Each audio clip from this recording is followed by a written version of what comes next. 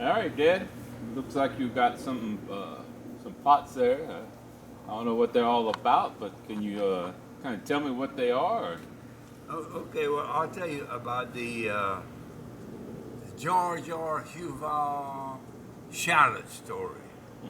My daddy, he he always experimented a lot with different kinds of crops. We initially started with cotton and corn, traditional stuff, and then he started growing. He grew cayenne pepper. He had crawler peas. He had field peas. He grew quite a bit of cabbage and cauliflower and broccoli. I can remember Steve Gidry's daddy, Mr. Gidry, coming by the house to pick up cabbage and cauliflower and broccoli. And us kids would get real excited because he would always bring us a little snack. To us, a little snack was a box of Cheerios from his grocery store. I mean, that was a big snack for us. But he kept experimenting with all these kind of crops, and he started planting shallots. And I got a funny feeling my mama must have told him, hey, I think we could sell these shallots in the Lafayette supermarkets because what I see is a lot prettier than what they got. She said, why don't you come with, we'll go one time and see, we'll go cold turkey and see if they have an interest. And they went, and apparently there was an interest because we started selling shallots to the Lafayette supermarkets. The shallots, let me tell you a little bit about how to grow shallots. First of all, let me see if I can find something with a bulb. Yeah, here we go. See, you got two nice bulbs there. We would take these bulbs and at the beginning of summer, we'd harvest them up and we'd put them in a little sack, something like this, that had holes in it where it could breathe and therefore they wouldn't rot out. And then at the beginning of the fall, we'd take them out of this thing and we'd stick them in the ground, and the shallots would grow. And now during the year, usually we just transplant the shallots. Now, looks like all of these are going to have bulbs because that's just the season that we're at. But we would take a shallot. It usually had 3 or 4 parts to it, and then we take one shallot, pull it out, and then you plant like 4 new shallots. Then you had a new crop. And then basically that was the growing cycle. Yeah, yeah, I remember doing all of that. Yeah, it looks like all of these are in bulbs, what they're supposed to be. Now, what we do about the marketing, let's say we were going to bring a bunch of shallots to the supermarket on a Wednesday morning. Well, on Tuesday afternoon, we'd go out. My dad had a big flatbed truck, and we'd pull out a bunch of shallots, as much as he would need for the next morning. Now, a lot of times, there was more of those shallots than the Huval family could clean before the next morning. So we'd bring them over to the neighbors' houses, and the neighbors would clean them and get them ready for us to pick up the next morning to bring to Lafayette. Now, come on, baby. Here we go. Now, what we would do That's going to be hard to demonstrate with this, but when you clean a shallot, that, I mean, my brothers and sisters remember this very well. You take it. I'm not. I kind of. No, I didn't forget how to do it. But you take the outer shell, you take the outer skin off, and you end up with a nice white shallot.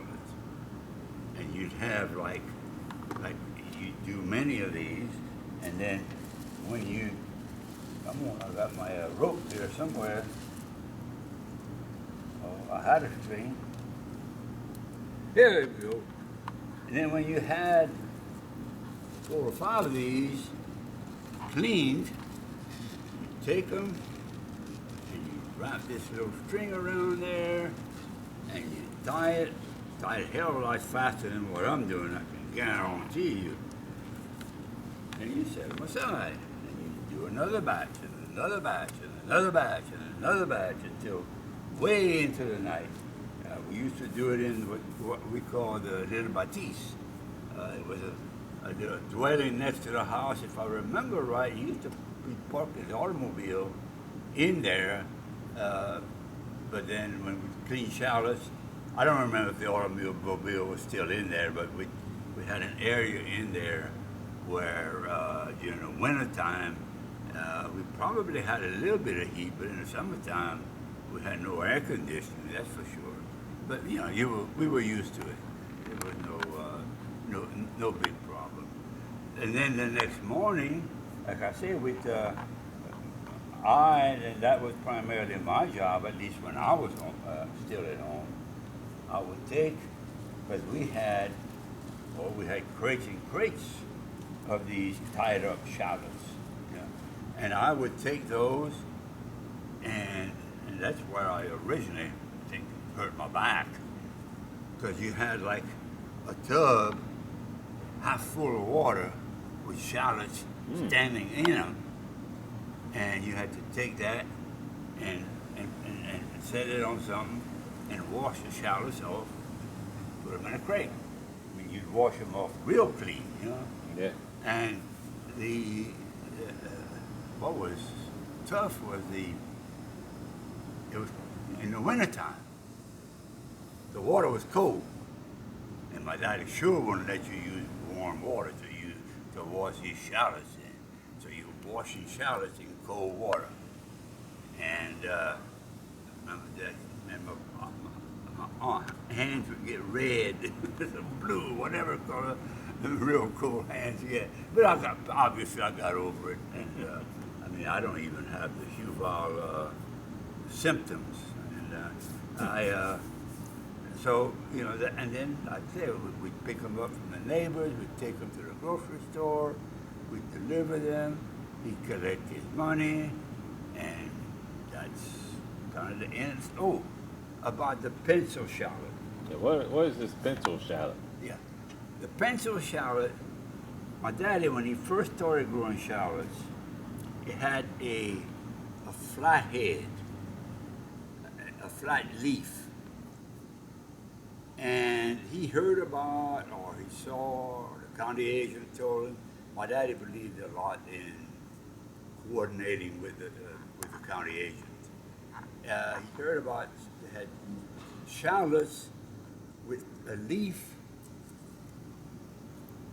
like that looked like a pencil. And he said, wow, man, I bet the housewives of Lafayette would like that. So I remember he made a trip to Marksville, got a bunch of seedlings, brought them home, we planted them, and that was the beginning of what I call the pencil shallot, which I believe my daddy was the only guy in the South Louisiana area, or well, other than Marksville, but definitely around Lafayette, that was growing pencil shallots. And to this day, I call this his specimen.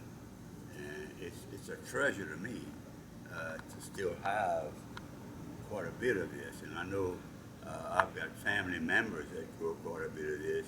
I don't know why, but they do. Shorty and Norris and Gerald, I believe, especially. They have beautiful shallot crops. I've seen Shorties, and they are beautiful. So I don't know what else to say. And what did they use them for? I mean, Oh, well, is the wives, of course, cook them. A lot of people like this in a salad. You know, they'll use the top part in a salad, or in restaurants they serve it with gumbo or a lot Kind of of stuff. garnish. They'll have shallots. It's a delicacy. Me, I tell them no shallots, please. I don't know. Okay, so what's the difference between the pencil and a regular? The pencil is pencil shaped. I don't have any regulars, Okay. but the regular was more Just a flat, flat. more of a flat leaf. Okay, and when you cleaned them, did you take the roots and all off? No, we left the roots on. Now we trimmed a little bit excess off, you know, but you did not. It was actually a housewife could take that shallot, take it home, plant it in the ground, and Yeah. grow her own shallots, you know. No, that was fine. And any excess shallots that we had, we would take them, we'd get them all cleaned, we'd bring them to the railroad station, and we'd pack them in ice, and they'd put them on a railroad train, and away they go. And you know, of course, they'd pay us for our shallots. They take them to other markets across the U.S. Well, who knows where they took them across the U.S. And also, my daddy would, a few times, he took shallots to the market in New Orleans, farmers market in New Orleans. I remember him loading up the back of the pickup truck full of cleaned shallots, drive to New Orleans, rent a stall, and sell his shallots and drive back home. What was the going price, do you recall? I have no idea what the growing price was, but obviously it had to be competitive. You know, the stores kind of set the price. So that's my Interesting. story, and I know my brothers and sisters are going to remember a lot of this. God bless them. And what was your dad's name? My dad's name was George R. Huval. And I remember also, I keep remembering stuff. Hey, the memory keeps coming back. I remember they had a little article in the local paper. I don't know if it was a Test News or Daily Advertiser or what, and they had a picture of my daddy stooping down and holding up a bunch of shallots. And they had a little article. I don't remember what the little article said. So I mean, it was you know, he got a lot of mileage out of it. Let's put it that way. It helped him pay for a 40-acre farm. It helped him raise 9 kids.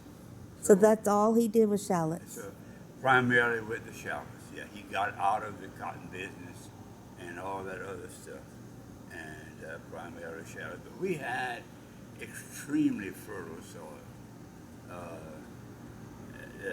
Terrell Fall, who's a county agent friend of ours, Terrell Fall would tell me that Breaux Bridge and Markville have the most fertile soil in Louisiana for sure, because of the Mississippi River, and you know, millions of years ago, where it ran and where it deposited silt and so forth. So it was an interesting story, I think. And I took a speech class at ULL or SLI back when. And What's that stand for? The speech class, No, what's SLI? SLI was Southwest Louisiana Institute or something like that. It was that for 1 year when I went, and I had the little beanie cap and the little crew cut and the whole bit. And then they changed the name to USL or maybe ULL or something like that, and then they changed it again to whatever it is now. But they, we had to put on a demonstration. Teacher, man, I don't know, what am I going to put on a demonstration about? She said, well, didn't you tell me one time that you grew a lot of shallots that I buy in the supermarket? I said, yeah. But she said, talk to us about your shallots. So that was a practice session for this, I guess. But so that's what was my subject matter for my speech class in college. I'm sure when we cut the camera off, I'll think of something else. If we do, we'll be back. So what were the year span you would say that your dad did this? Oh my God, let's see. I would say I was probably 4, 5, 6 years old when he started growing shallots. And by the way, it's quite beautiful to see acres and acres of green shallots just blowing in the wind, you know, when they're full blown. But when I was 4 or 5 years old, and that would have been 1940, 45, 46, no, probably a little bit later than that, maybe 1948 or 50. And then when I left home in 1961, I mean, they still grew shallots from what I know for a few years after that. So he did that for quite a while. Cool. There was a picture one time you showed me of all the family. They were all kind of looked like stumping over, you know, not sitting down, but they were all kind of. Was that one of these shallots? Probably. Oh, I'd love to see that. Yeah. Okay. All right.